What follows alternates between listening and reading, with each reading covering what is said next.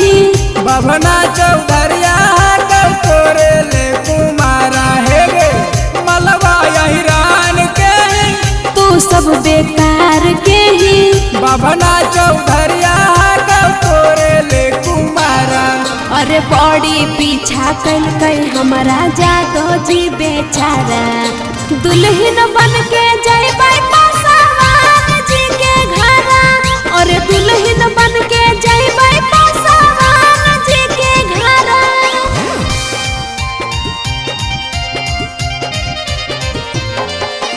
दुल्हन बन के जइबै और दुल्हन बन के जइबै पासवान जी के घरा।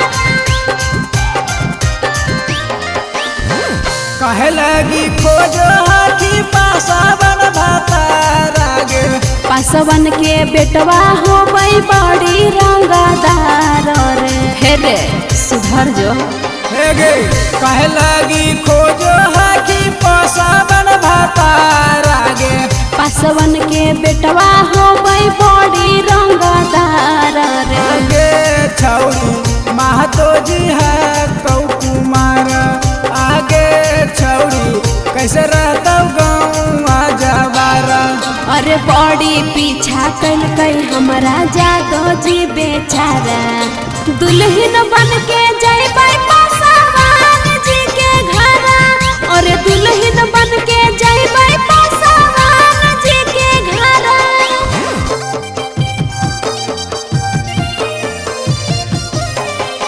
दुल्हन बन के जइबै और दुल्हन बन के जइबै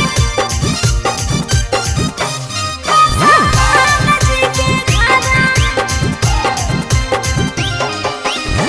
की है कम मन में इतना करही डिमांड गे जपिए बरांड हो कई करे बड़का कांड रे। हे रे बरांड है की है कम मन में इतना करही डिमांड गे जपिए बरांड हो कई करे बड़का कांड रे। आगे छौरी सुशांत घूमतौआ बारा आगे छौरी नवीन राजा घूमतौआ बारा।